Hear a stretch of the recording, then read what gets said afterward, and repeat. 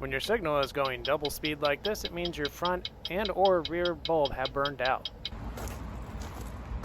You can see the rear is working fine, but it's blinking double time. So it's got to be the front. Yep. And it even looks burned out. This is something that I've noticed common on these HHRs as they age. The bulbs must be too hot for the plastic and they actually burn what looks like a hole right through the plastic lens. It's a good idea to go ahead and replace bulbs in sets, because if one went out, the other one's not far behind. Okay, it's a little more involved to change the signal lamp on the front of an HHR. First thing you want to do, I'm doing the right first, and I'm going to turn the wheels all the way to the left to give me some room to get to the points here. And normally I would use a forked trim tool, but you want to remove these two tabs. I just have this one, but this will work.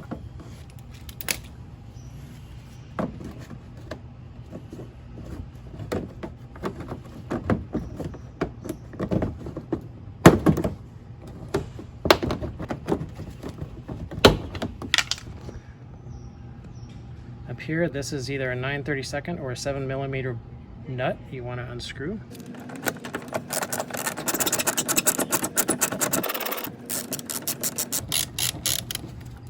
Put that down somewhere so you don't lose it. Then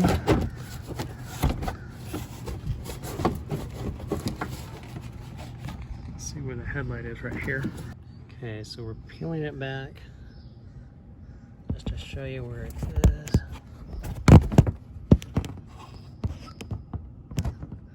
That's what we're going to pull out. So I'm just going to do that by feel. Slight counterclockwise turn and then pull it back toward the rear of the car. Okay, you want to kind of dip it down and pull it back because the molding gets in the way. So yeah, this one is toast. I think these go out quick and cause a burn in the reflector. Normally, if I was keeping this, I would be replacing the headlamps, because also the adjustment screw, which is plastic, tends to strip out and then you can't adjust the up and down for the headlights. But this is because of daytime running lights. You know, they run constantly unless you turn them off from the control stock. So that's pretty cooked. I hope it didn't damage the receptacle. I'm using just the regular Sylvania 3157s. If I had a new headlight assembly, I would consider switching these over to LEDs so they won't be as hot and less likely to ruin your lights. I wear a glove just in case the bulb breaks when you pull it out. Push that in. Before I put it all back together, I just want to make sure that works, because you don't want to do it twice.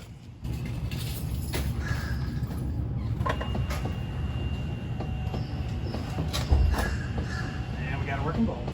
And you just reverse it.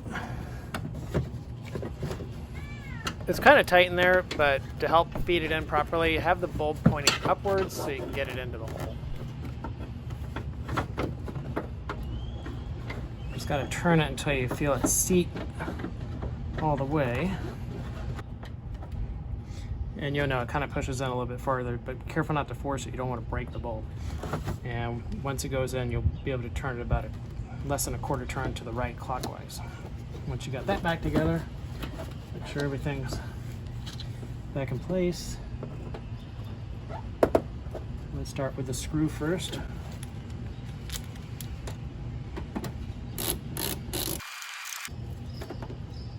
And line up the hole.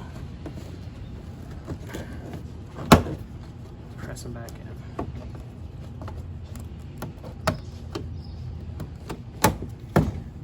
It's always a good idea to do these in pairs. So I'm going to do the left side. I'm going to turn the wheel the other way.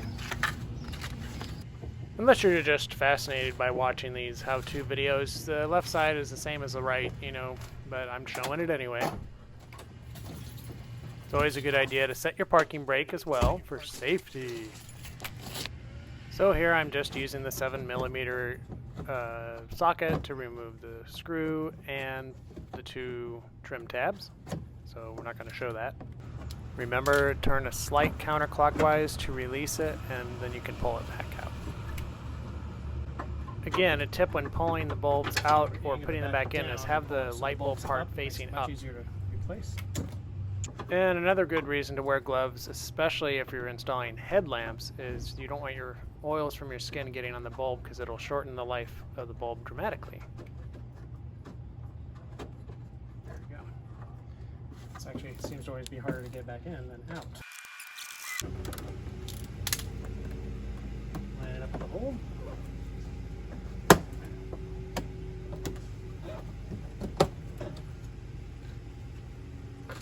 And you're done.